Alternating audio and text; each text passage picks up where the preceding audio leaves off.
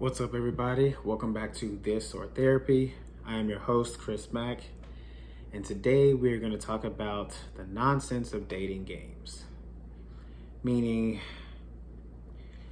here's the thing. Dating is already a little bit complicated, right? We're trying to figure out who likes who, body language, things that we talk about, attraction and all that stuff.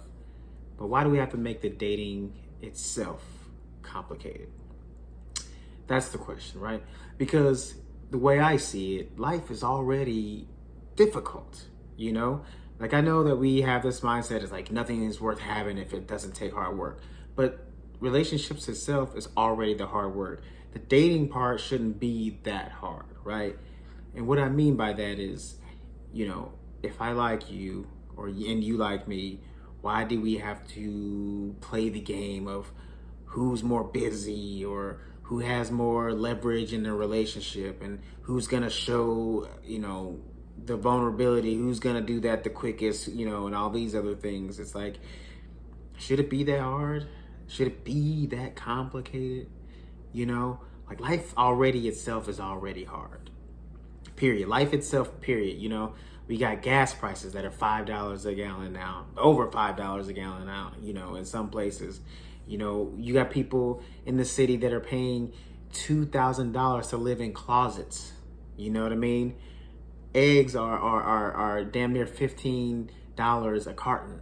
It's, milk is crazy right now. Like, grocery, you went from paying $100 for a month of groceries now to $300 for a month, maybe, of groceries. Taxes have gone up. Taxes are 40% tax, which is crazy. Things of that nature. Life already is complicated, but the dating part shouldn't be complicated. Maintaining a relationship is already complicated, right? After the honeymoon period, you have to figure out where your goals are in life. Is marriage a thing? Do you want to have kids? Do you want to live together? Keeping each other happy, keeping each other, entertained. All these things that come into a relationship as it progresses. But the beginning part shouldn't be that complicated, right? Why do we feel the need to test each other? See who really likes who. See who's really putting in effort, or being afraid to be the first one to put in effort. A lot of it has to do, I think, with how accessible we are together, right? To each other. We got phones now. You can text somebody. You can call somebody.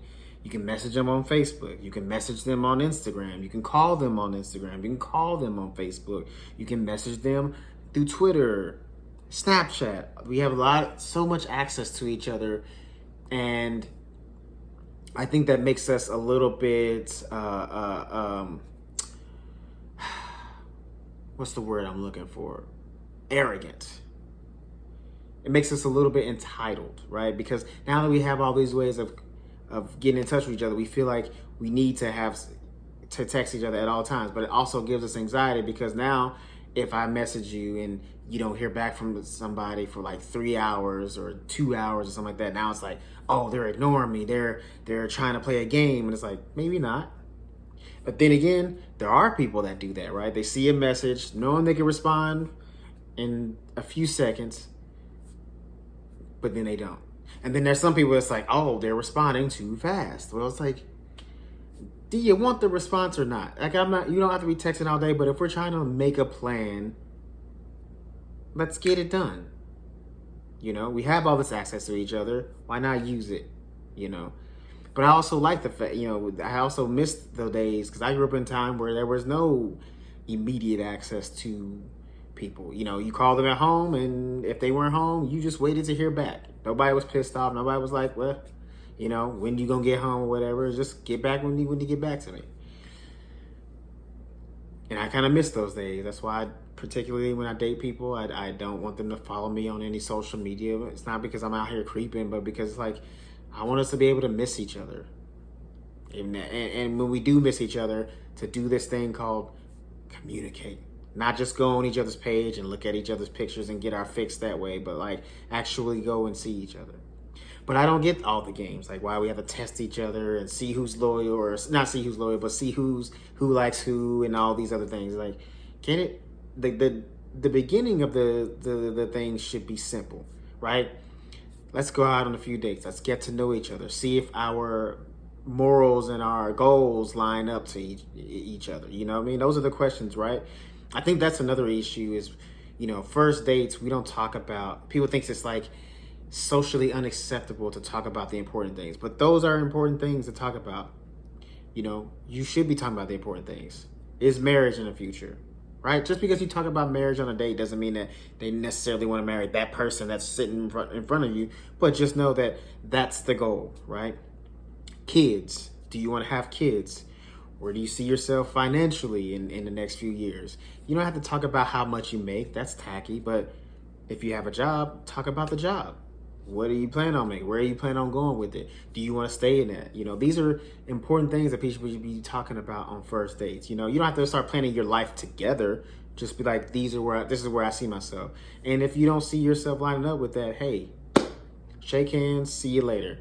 But it shouldn't be playing games of, especially when you like each other. Like if you go on a couple of dates and you discover that you like each other, you shouldn't be trying to play no game. What's that gonna do? All you're doing is pushing away the relationship. And then the thing is too, games have become so normal that people think that's like the way you're supposed to date. But it's not. To me, I think if you start dating someone and the first thought of your head is, all right, I gotta play the game now. I gotta figure out how to get leverage on this person. Then you don't need to be dating. You don't need to.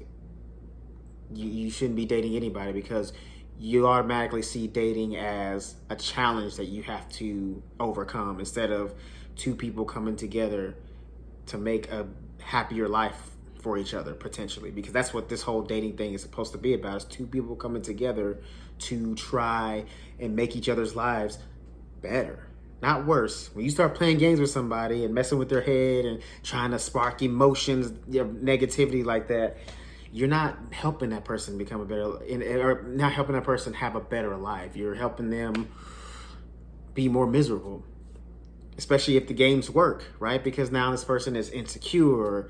Now they're overthinking things. Now they're not the person that you thought or that you wanted to be with, right? You turn them into something that they probably never were, but you're bringing that out of them because you're acting insecure yourself by manipulation.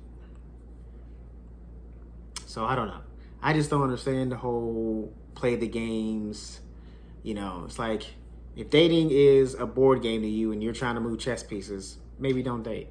But if you actually have a goal and see yourself with somebody and have something to achieve and you want to, share your life with somebody, then there really shouldn't be any games. It's, do we like each other? Let's figure out what our goals are.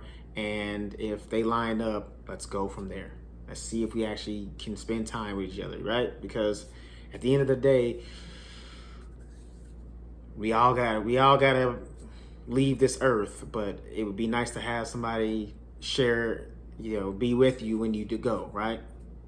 So let me know in the comments. Tell me if you think I'm wrong, or if you think I don't know what the hell I'm talking about, or if you're in a happy, long relationship and you are enjoying life. Give us your advice on how to keep that going and how to get through all the BS.